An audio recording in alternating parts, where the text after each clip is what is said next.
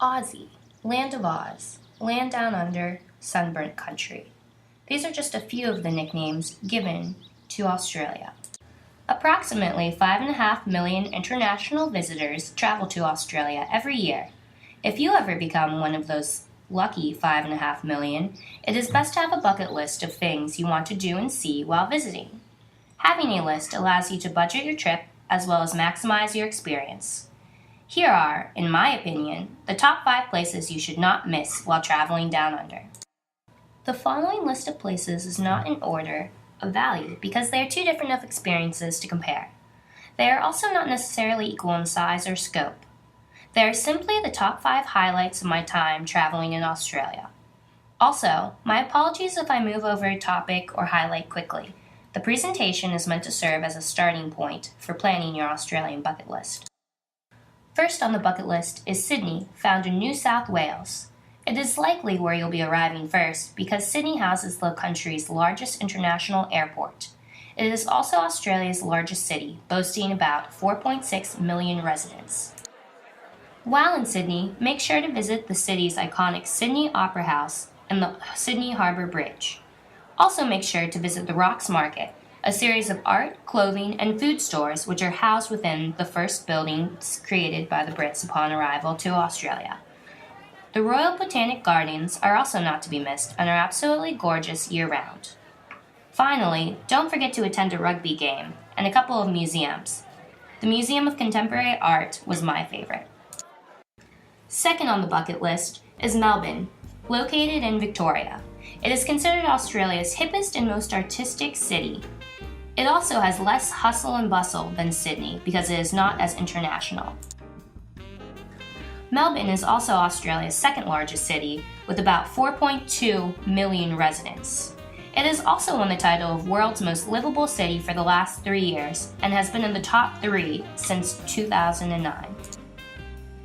When planning your trip to Melbourne, try to time it so that you can attend one of the city's beloved festivals, whether it be musical or food related. Festivals occur regularly, so it is not as much of a matter of finding one as it is deciding which one you would most like to attend. After your festival is over, walk over to the Queen Victoria Markets, which are the largest open-air markets in the Southern Hemisphere. They're great for cheap souvenirs, especially if you're good at bargaining. Other things to do in Melbourne include walking along the Yarra riverfront, visiting the State Library, or even the aquarium. While walking along the streets of Melbourne, stay alert to the city's street art. Every alleyway and wall is covered in colorful, witty, and emotional graffiti. This graffiti looks more like murals than vandalism. There are also lots of entertaining street performers and musicians. The third location on the bucket list is called the Great Ocean Road and can be found in the state of Victoria. It is also known as the Surf Coast. And while it's not a major city like Sydney or Melbourne, it is what most Aussies consider one of the 7 wonders of their country. The road itself wraps along a 151-mile stretch of Australia's southeast coast and was built by soldiers who returned home after World War I. It also serves as the world's largest war memorial. While driving the road, make sure to look out for cuddly koalas in the rainforest you may pass.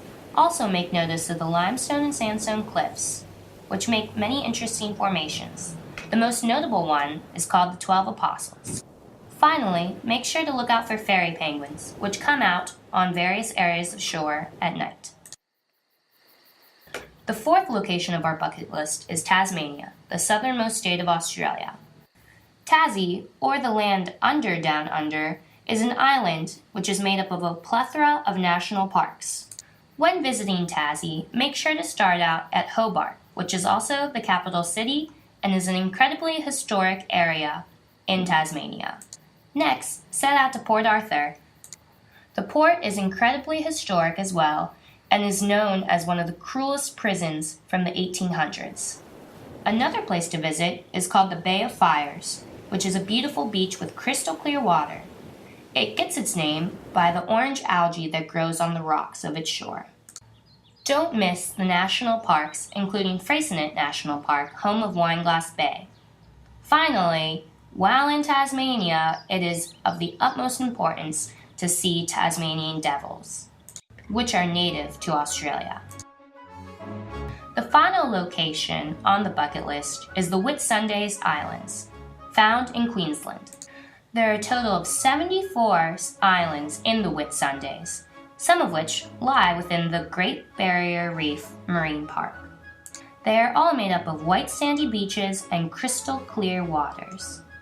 The best way to experience the Whitsundays is through signing up to do some sort of yacht or sailing cruise.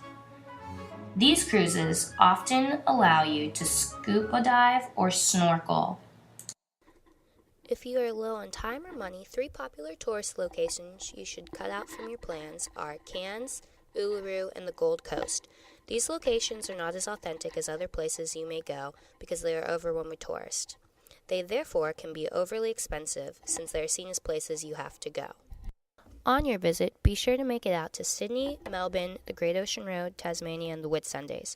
Regardless of where you go, however, make sure to have fun, take risks, and absorb the fantastic Aussie culture that surrounds you. Thank you so much for listening. My name is Paige Byrns, and have a good day.